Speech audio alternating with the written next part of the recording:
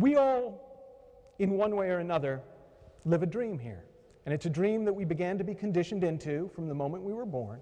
And it's about how things work on planet Earth. And it's a dream that's reinforced in the shows that we watch on TV and the books that we read and the people that love us and the people that don't love us. And it's just the programming of the culture that we grow up in, our own cultural mythology.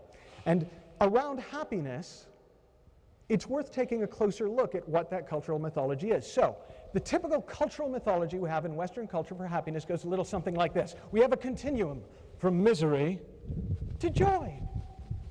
And we want, of course, to spend as much time as we can over here and as little time as we have to down here.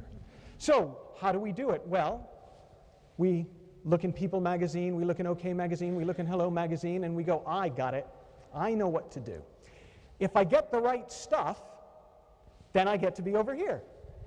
So I've got the right partner, I've got the right home, I've got the right job, I've got the right amount of money in my bank, I've got the right facelift, I've got whatever I need. Sorry, I live in Hollywood. That's not necessarily relevant everywhere. And I've got whatever I need. So I'm here, and of course I've got the wrong things. I've got the wrong jobs. I've got the wrong amount of money in my bank account. It's, you know, remember the old Peter Cook line? You know, that, all I ever wanted was the trappings of great success, but instead I wound up with the trappings of failure. I've got the wrong load of trappings, and a rotten lot of trappings they are, too.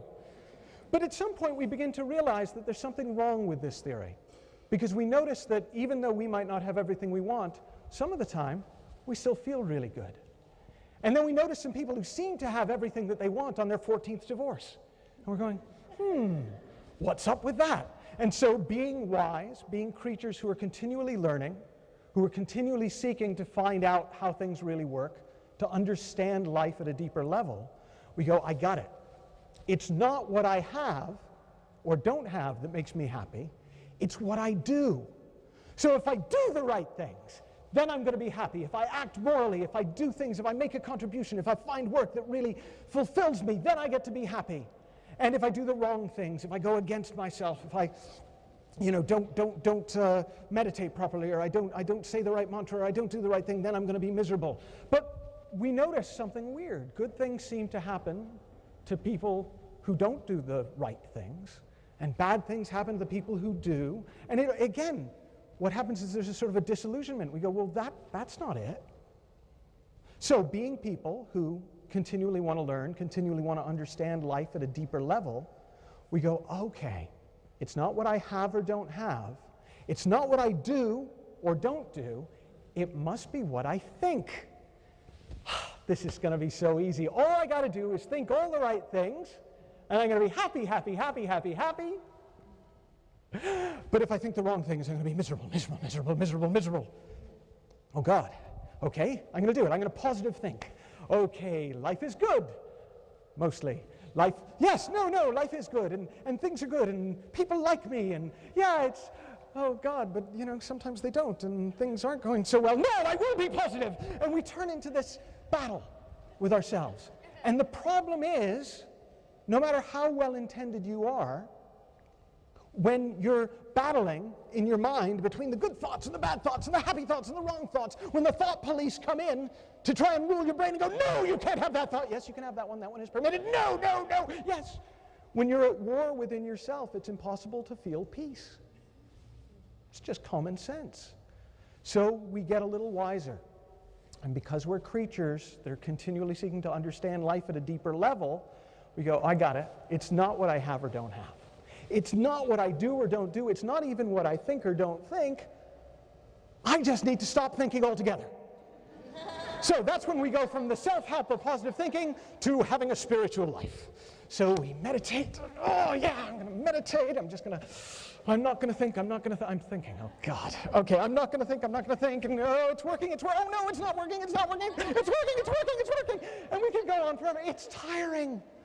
It's really, really tiring to try and continually move ourselves, whether we're doing it by trying to acquire stuff, whether we're doing it by trying to act morally, whether we're doing it by trying to think the right things or not think anything at all. It's bloody exhausting. Now, at some point, for some people, they step off. They go, I don't want to play anymore. I give up. I'm screwed whatever I do, so I'm just not going to play. And funnily enough, what happens? They start to feel really happy. And they start to think, well, happiness clearly then is something that cannot be pursued. It's a side effect, right? It's not something I have any say over, but maybe if I just don't play, it'll happen.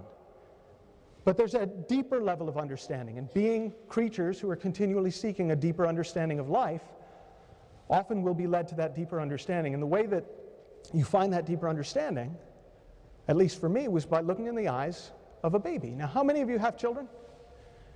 How many of you were children? And if you still are children? Okay. So I've got 3 kids, but recently I got a new godchild.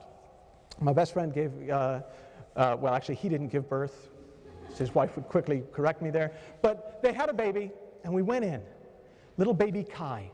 And we went into the hospital, and we looked at Kai, and the first thing I noticed was that he didn't need therapy. And I'm sitting there thinking, well, doesn't he know? I mean, the economy. I mean, look at the mortgage crisis, for God's sake, kid! But no, he seemed kind of blissed out, kind of happy. And I kind of knew that it wasn't just me seeing that, because all the grown-ups around were kind of going, contact high, Because when you feel good, the people around you tend to feel good. You create an energy field of good feeling, and that sort of spreads. And I thought, well, now that's very interesting. Because if we're born happy, then we have a whole different way of thinking about this. Oh, I don't want to be this, I want to be this, I don't want to be this.